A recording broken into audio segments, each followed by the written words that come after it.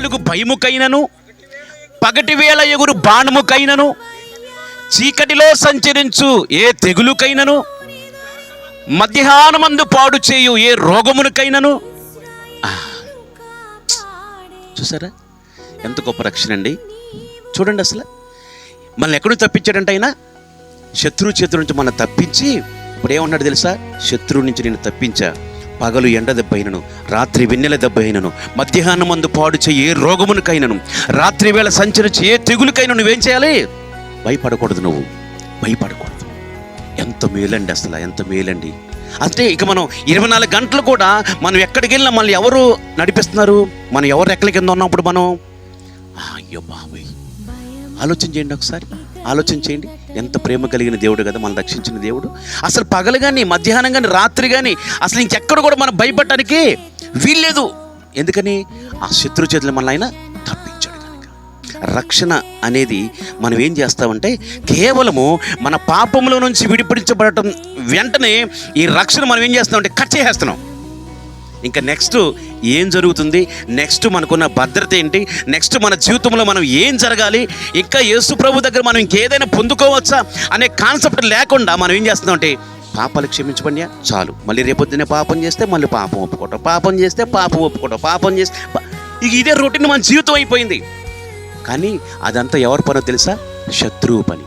నేను ఆయన ఒక్కసారి క్షమించాడు అని అంటే, దేవుడు నిన్ను సృష్టించిన సృష్టికర్త ఒక్కసారి నేను క్షమించానురా, నీ పాపాలు నేను ఏం చేశాను తెలుసా?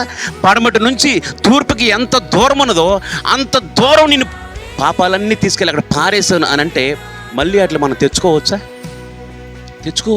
ఇప్పుడు మనం ఏం చేయాలి? ఇక ఇవన్నీ మనం దూరం చేసి మన జీవితాన్ని చక్కగా విశ్రాంతిలో పెట్టాడు. ఆ విశ్రాంతి పెట్టినప్పుడు మనం ఏం చేయాలి? ఆ విశ్రాంతికి ఏదుందో అవన్నీ కూడా మనం ఏం చేయాలి? అనుభవించాలి.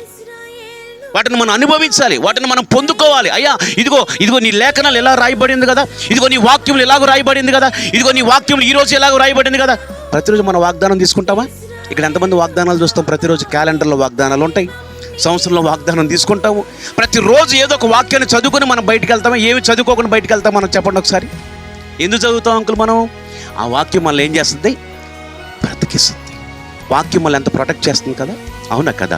నేను అందుకే అంటున్నా, వాక్యం రక్షణ అనేది ఏంటది? రక్షణ అనేది ఏంటి అనండి అందరూ ఒకసారి. బావి అనండి.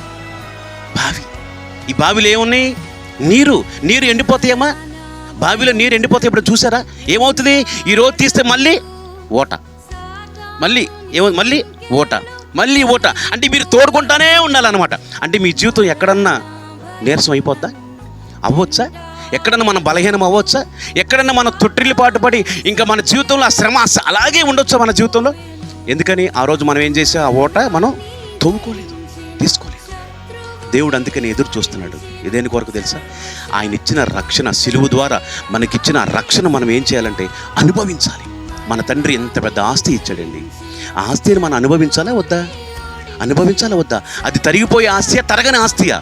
ఇప్పుడు చెప్పండి, రక్షణ బావి అనే బావిలో ఉన్న నీరు తరిగిపోయేదా, తరగనిదా? ఇప్పుడు మన యేసయ్య మనకిచ్చిన రక్షణ తరిగిపోయేదా, తరగనిదా? నీ తండ్రి దగ్గర ఏముందంట? జీవపు ఓట. హల్లెలూయా. అంటే ఏ రోజన్నా మనం నీరసంగా ఉండొచ్చా? ఏ రోజన్నా మన జీవితం అమ్మో ఈరోజు బ్రతుకుతానో లేదో, ఈరోజు నా జీవితం ముందుకు వెళ్తుందో లేదో, ఈ రోగము పోద్దో లేదో అని మనం అనొచ్చా?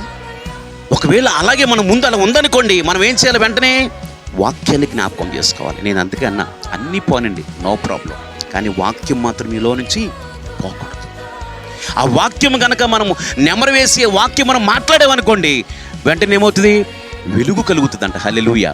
కీర్తనకారుడు అదే అంటాడు ఒక మాట, అయ్యా నీ వాక్యము వెల్లడ కూడా తోడనే ఏం కలుగుతుందంట? వెలుగు. అబ్బా హల్లెలూయా.